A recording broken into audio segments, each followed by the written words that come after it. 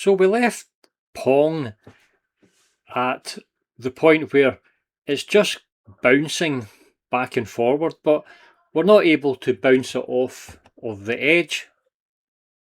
So we can get the paddle going up and down. It's a little bit slow, but as I said, we've got ways of making this speed up. But it just goes through each of the edges and it just passes straight through. And when it bounces, it just bounces back the way again. So we need to get it to bounce off the top, the bottom, and the right hand side. So that's what we're going to do in this video. So if I stop this just now, and I'll reset it, and we'll have a look at the code. So the last piece of code here is the Pong 11 angle.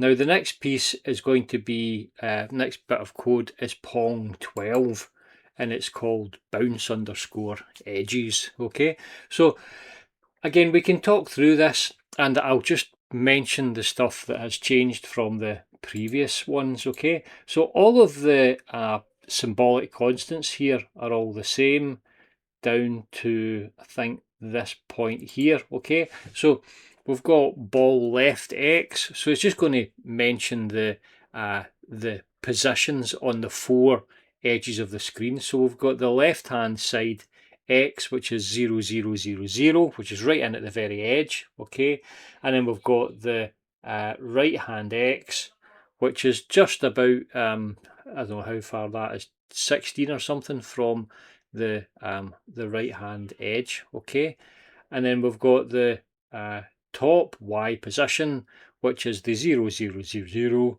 and the bottom Y position, which is going to be FF 0, 0. Okay, so those are the edges of the screen mapped out for us. Now, the other thing that we're going to do here is we're going to move the ball in the four diagonals. Okay, so it's going to go up, left, down left, up right, and down right. Okay, so it's going to go in the four directions and across over there on the four diagonals. We've got the ball right, which is just defining a position on the screen. Okay, so we can see that later on. In fact, it's not a new one. This was a previous on the previous ones. Okay, so we've got the registers here. The registers are all the same. We've got the length of the paddle there as well. We defined it at 20, and we draw the paddle here, and we've got the ball set up. Okay, there's a slight difference here about the starting position for the ball. Okay, so the ball stepped down left, so in the initial position for the ball is going to step down left, so it's going to come in from the left and go down the way.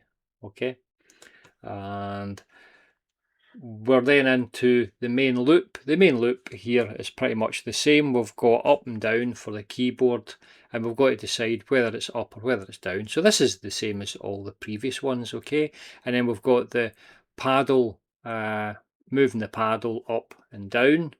Okay, nothing new in any of this. So all of this you can see is exactly the same as the previous. You know, it's the move paddle up and move paddle down, and then we've got the move the ball. Okay, so we're going to you know, put the ball down the next position, and then remove that position and down the next position, and then draw over it, and we get the what looks like the movement of the ball. Okay, and the main thing here that's changed, and this is the point where it's changing, we're going to have to check the ball. So whenever the ball moves, at some point, at each time it moves, we're going to have to check the ball and see whether it's hit the paddle, whether it's hit the edge on the left hand side, or whether it's hitting the right hand side edge, or whether it's hitting the top or the bottom. So in effect, there's 5 different checks that we're interested in here as far as the ball movement is concerned, and each time we draw the ball we check these positions to see whether it's hit these limits. You'll notice later on that what we're going to do is, in order to speed the whole thing up a bit, rather than checking every single time we redraw the ball, we can check maybe every second or third time that we redraw the ball. So this will speed the code up and it will speed the ball up. Now we can do the same thing with drawing with the paddle. So rather than moving the paddle one pixel at a time, we could try moving the paddle at 2 or 3 pixels at a time. Okay, and also we can do a check on the ball paddle hit as well. Okay, and we can change it slightly a little bit. So there are these ways that we'll see in the next video of speeding the whole thing up. So anyway, we're moving on to the check the walls. Okay, we've still got the reset here. We've got the ball bouncing left. Okay, if it hits the end of the screen, we've got the ball bouncing left. Oh, sorry. No, but ball bounce right, of course, if it hits the paddle. Okay. Now we've got the collision check as well, and the ball bounce right. Okay, so all of these things here are the same as what we've seen in the previous one. But the things that are different here are the checking the walls. Okay, so we've got a few lines different here. So check wall 198. So that's all this stuff here is all the kind of new stuff. The collision stuff is pretty much the same for the collision with the paddle. Okay, and let's see, ball hitting paddle. So most of the differences here are on the collisions. Okay, so we go from 198. So check walls. Okay, so we can talk through some of this over the next few minutes. Okay, so if we look at the check walls here, we're going to have to check and see, first of all, we can check the X direction. Okay, so when we check the X direction, we're interested to find out whether it is hot 0, 0, 0, 0. Okay, so we can check that. And then we can, at that point, what we do is we jump to the reset, so it comes back to this position here. Okay, so that's actually pretty much the same as we had before. Now we do that with the it's called X mask. I've kind of got these round the other way, okay, but it's X mask, meaning you mask off the Y and you leave only the X value, okay, and it's going to check and see whether the X value is going to be the 0, 0, 0, 0. If it is, it jumps to the reset, okay, and the reset routine jump pushes it back to this point over here. Okay, now the next one is we're interested in the ball right. So if it's a ball right position, so it comes along and it hits the wall, okay, because it's going to come down at an angle. I'll get this angle right here. It's going to come down at an angle here, okay. Now when it hits the ball right, what we're going to do is it doesn't bounce down this way, okay. We're just going to get it bouncing back up the way it came. Okay, so if it hits this wall in this direction, try to get this right, in this direction here, my hand's going the opposite direction of what you've seen here on the screen. So if it comes down and hits the ball this direction here, it's just going to bounce back up, okay? If it comes up and hits the wall, okay, and get my finger to go the right direction. In this direction, let's see, my finger's going this way, so I have to put my finger that way. So I have to put a finger that way, okay. So if it goes this way, it just bounces back down the direction it came, okay. So it doesn't change direction when it hits the right wall. It just comes back the way it came. So that's what this line here does. It comes down, it says ball right X, okay, and left X. So we've done the left and right. So the up and down, we've got the Y mask, okay. So in effect, the Y mask, what we do is we actually mask off the X and just leave the Y direction. But in the Y direction, it's slightly different because if we hit the ball at the top here, if I hit it at this angle here, it doesn't bounce back the way it came, okay. It bounces the opposite direction, so it bounces like this, okay. So it comes up and it bounces like this, okay, which in effect is like the opposite direction. And the same when it hits the bottom one. So when it hits the bottom one, it bounces in the opposite direction, okay. It doesn't bounce back the way it came. It comes down and up, down and up like this, okay. So it means that at the edges it's going to come down like this, okay. And at the bottom edge, it's going to come like this, okay. At the side here is going to come back the way it came, okay. So it comes up and it's just going to come back the way it came. right? If I go like this, not if I go like this, right? So it comes back the way it came anyway. When it hits this wall, okay, it comes back the direction it came. Now what I think I'll do is, the next time I make a video, I will adjust OBS, so what I'll do, I'll swap my image round about, so you won't actually see much difference. All you'll see is this thing here will be on a different side of the screen, but it means that the direction I move my hands is the actual directions that you'll see on the screen. Okay, it'll make me less confused, right? So anyway, I'll try and do that for the next video. So that's those positions there. So top edges, Y only, is you've got a subroutine for hit the top wall, a subroutine for hit the bottom wall, and you've got the subroutine for hitting the left hand edge and the right hand edge, and you also have a subroutine for hitting the paddle, which will be very, very similar. Okay. So then we jump into the subroutines. So in using the subroutines, all we really got to do is relatively straightforward. We replace the value in the index register with the direction that we want the ball to take, and we can see we've got our 4 directions, and we just pick the one that we want. Okay, and the ones that we want, okay, are from the symbolic constants. Okay, so these symbolic constants will tell us the direction that the ball is going to go in. Now what we'll do here at the end is I'll show you how these symbolic constants work along with the 2's complement to generate the direction of the ball. Okay, so I'm not going to talk through each of these individually. You can have a wee look at them yourself, but it works through the same way. You can see that the index register is going to get changed, and the value in index register for the movement is going to be one of either ball step up left, step down left, step up right, step down right. So it's one of those 4.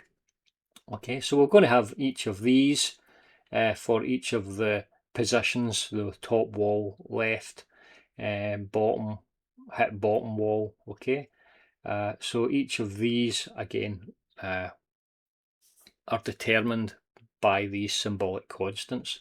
Okay, so the check collision, okay, it's pretty much the same. Okay, there's commented here the same as we've got in the previous videos. And we've got a no collision as well. No collision, it just draws in the next position for the ball. And there's the ball paddle. Okay, paddle. Now the paddle again, let's see, the paddle reverses the horizontal direction. Okay, so let's see, whenever it hits the paddle, okay, it's coming in here and it comes back that way. Okay, and it comes in here and it goes back that direction, just basically goes back the opposite direction that it came in. Okay, so that's basically it. So at both ends it does the same thing. Okay, the ball just comes back the direction that it came, but in the top edges the ball goes in an opposite direction, and the bottom edges the ball goes in an opposite direction. So that's pretty much all of the code here. I don't want to go through all of the details, so it gets boring and the video becomes far too long when I go through every single line. You've got access to the code, you can run it in the machine, you can change the code the way you want it to see what happens when you change little bits, and then you can get a good understanding of it. Now what we want to go through now is a look at, and if I can bring this up, let's have a look and see, there it is, I've got it there now, that window there. Okay, so here are the 4 different examples here. So we've got the coordinate. Now I don't think you can see my mouse. There's my mouse there. So we've got some we could call packed coordinate system. Okay, so we know that the coordinate's going to run, the 2 most significant bits are going to be the y component, and the 2 least significant bits are going to be the x component. Okay, so I've put some values in here just to show you it working. So if you had this value here, 2050, so we're coming down the screen 20, and we're coming along to the left of the screen 50, okay, to get a particular point on the screen. And then we're going to do, what movement is this? Move down and left. So it's going to go down and it's going to go left. So down and left like this. Okay. Now to go down left and left, we add on 00FF. So if I add 00FF to this, okay, I get 214F. Okay, so it means that 20 will now go to 21. So it's gone down one. And then FF, when you add it on, is going to go to 4F. So 4F in effect is subtracting 1 off from FF in 2's complement. So it means that it's now gone down and it's gone -1, so it's gone left. Okay, down and left, yes, down and left. So it's now gone down and left. Okay, so you can check these out for yourself, and it shows you that 20's gone to 21, 50's gone to 4F. Okay, so I've got the other one here now. Now, if you're interested in looking at these, because it's just basically 2's complement arithmetic. So you can always pause the screen and have a look at each of these yourself. There's 2050, and I've got up and left, and we use FEFF in order to generate this. So when you add these two together, the 50 goes to 4F. Again, it's the -1, and then the 20 goes to 1F again, which is actually -1 as well. So these values here are going to go 1 pixel left and one up 1 pixel and left 1 pixel. Okay, now the other two directions I can show you here. So move down and right, and I've got another example, so you can pause and have a look at this example. And I've got the final one, so move up and right. Again, you can pause this video here, have a look at this other example. Now, what we want to do is we want to crack on. We want to put this into the machine and actually see it running. So we'll pop the machine up and we'll drop in, edit contents. Oh, you can't see it, can you? So I'll take this off so that you can actually see the screen. Right, okay. So we'll edit the contents, we'll open up the file. So it's going to be Pong 11. Pong, no, Pong 12, edges, okay. Close window, design, user panel, simulate, tick enabled, and go. Right, okay, so we are cracking. So I can go down and up. Right, so it should bounce off this. Bump, there we go. See the bounce? Now, whenever I hit this, now what direction did I do it now? Oh yeah, right, so it does that. It actually goes opposite direction. So, okay. And then it bounces. So I'm actually wrong. So at the sides, it bounces all. It doesn't bounce back the direction it came. It bounces at the 45 degrees. So it works its way round in a little kind of square when it hits the edges, okay? Right. And then this one here, again, it bounces that way. Okay. So I wasn't correct about the edges there, okay? And the edges, it doesn't go back the way it came. All of the edges, it goes bump, bump like this, okay? So it's always going in a kind of a triangular format. And if it hits the edge here, if it hits the edge, left-hand edge, it will go back to the right-hand edge. So hopefully you'll see this one here. Hits the left-hand edge, it goes back to the right hand. So it's kind of looking a bit like Pong now. It operates like Pong, and we can keep it going for as long as we want. Okay, so that's all for this video here. We'll stop this, simulate, and we'll go reset, and we'll bring up the next video. Okay, so the next one, what we want to do is we want to introduce some scoring. Okay, so no point in bouncing about if we don't have a form of scoring. So we're going to look at providing the scoring on the next video. So thank you for listening. I'll get you on the next video. Goodbye.